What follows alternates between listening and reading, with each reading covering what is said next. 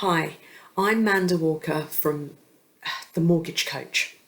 So, what are the Bank of England saying about affordability? How does this affect first-time buyers?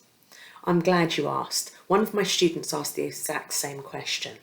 Now, in order to clarify, there's a couple of things that you need to understand initially.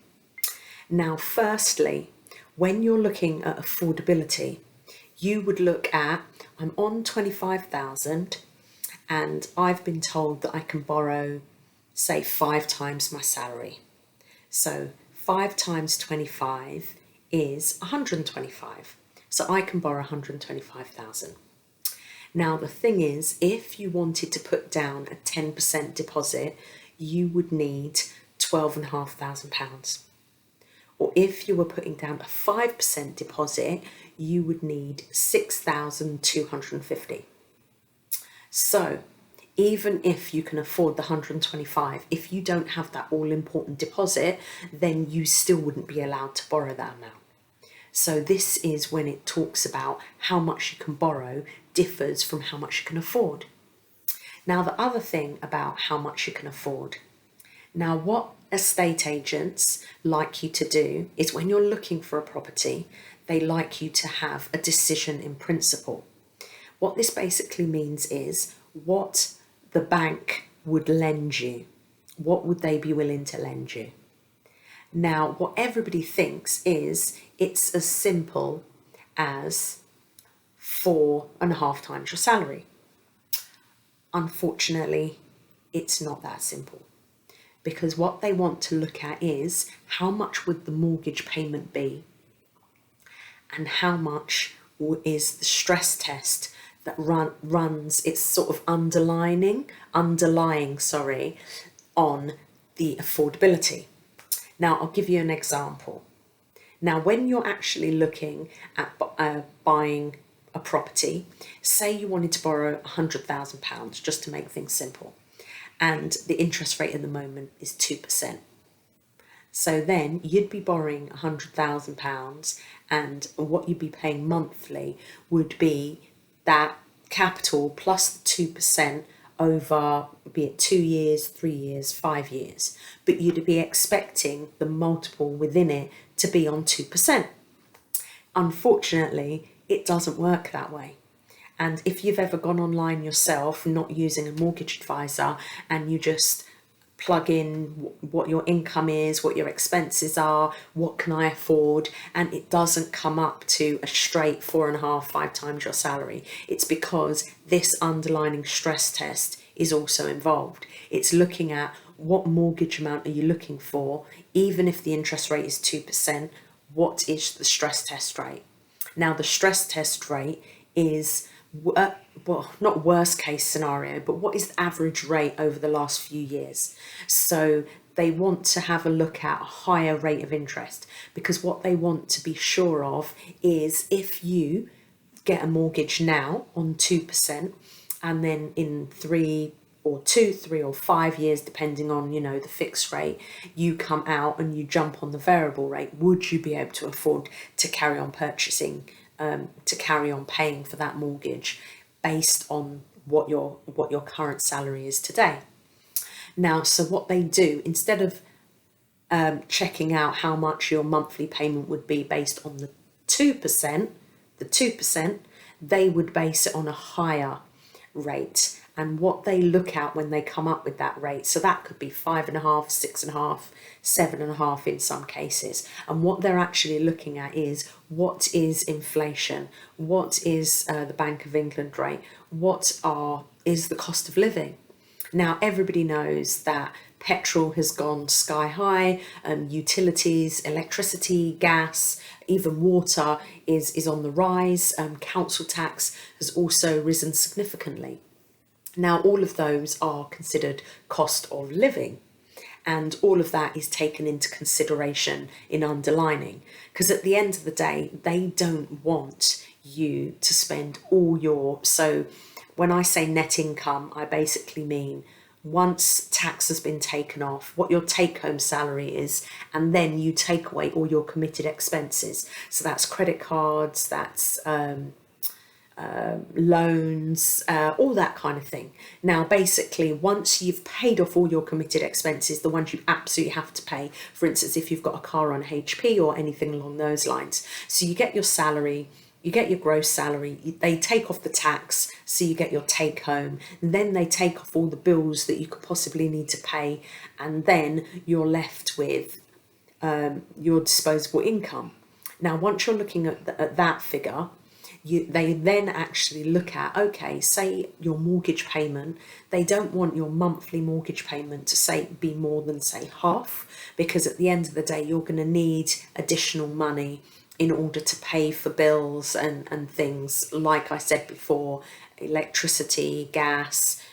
You're going to have to pay for your food, aren't you? And if any other expenses come on, like, Netflix, TV license, broadband, and all those other things. So they like you to have enough income, disposable income, that you can cover all those other things. As responsible lenders, they need to take that into consideration.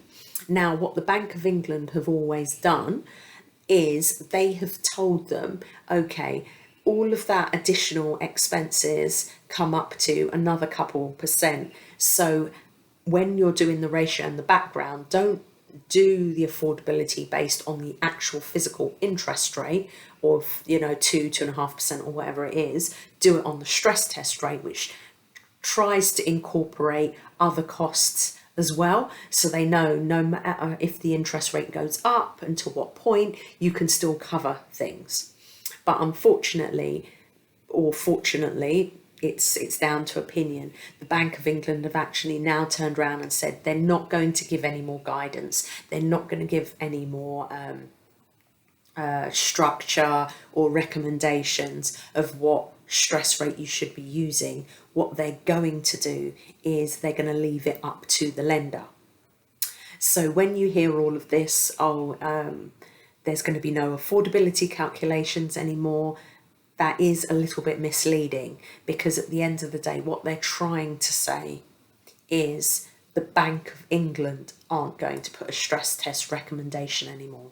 But at the end of the day, the lender will. And gone are the days, I remember sort of 10, 20 years ago, I'm showing my age, when you could actually self-cert, so you could actually say what your salary is, get that signed off, and put it in as your salary and base your mortgage on that. But a lot of people did get themselves into trouble, and when they weren't earning what the self-cert amount was, unfortunately they were losing their homes. And what banks do not want is for a lot of customers to go into arrears. Now, what that means is when you can't pay your mortgage, and once you can't pay your mortgage, what ends up happening is, after a couple of months, it doesn't happen the very first month you miss the payment, but it will happen eventually, they can take your home. That is very, very important to understand. Mortgages are there, and the secured, and when you fill out the mortgage application, if you do it yourself and you don't use a mortgage advisor, they will ask what is the secured property. And what they mean is the property that you're purchasing, that is what their loan is secured against. So if for some reason you can't pay your mortgage, they can get you to sell your home in order to cover the bill.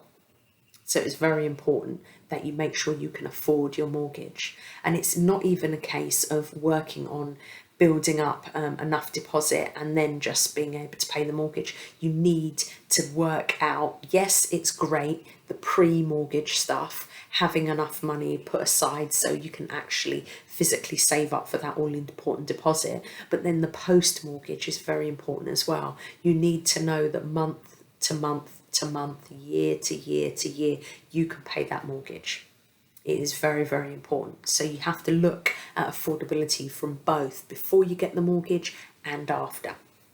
So I hope that clears up that confusion of taking out the affordability. It doesn't mean that there's carte blanche that you can borrow anything you want, because they're not going to check affordability anymore. What the Bank of England is recommending is they remove the recommendation, and lenders then have to make their own decisions. So this could potentially mean that there are slight differences, some more than others, between what the lenders are willing to lend you. But now that there's no guidance from the Bank of England, this could actually change very dramatically. Some banks could start being more flexible with lending and actually allow you to lend more. Some could stay exactly how they are because it's worked in the past and they're happy with it. And then some could go a little bit further and make it really difficult for you to borrow from them unless you're on an extremely high salary.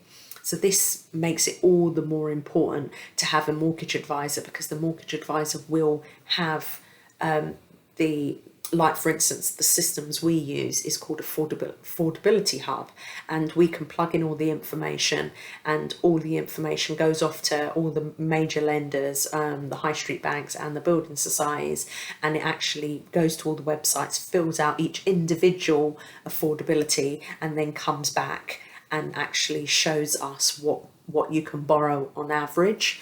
So we look for all the lenders, and different lenders will lend to different ones, and then depending on the criteria, it really does help, because when you're looking at the criteria, some lenders will take child benefit into consideration, some lenders will take 100% overtime, some lenders will take 1 year worth of bonuses, some lenders will take 3 months worth of bonuses, some lenders you have to have 2 years evidence of bonuses.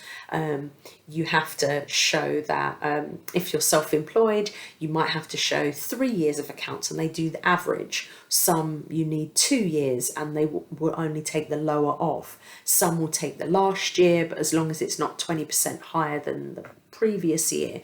So depending on the lender, there are so many different criterias when it's looking at income. So I hope that clears up what the Bank of England was saying about withdrawing the affordability calculator. And I would love for any questions or any comments, please feel free to put it in the chat, and hope to speak to you again soon. So my name's Manda I'm the mortgage coach, and I believe that everyone has a right to own their own home.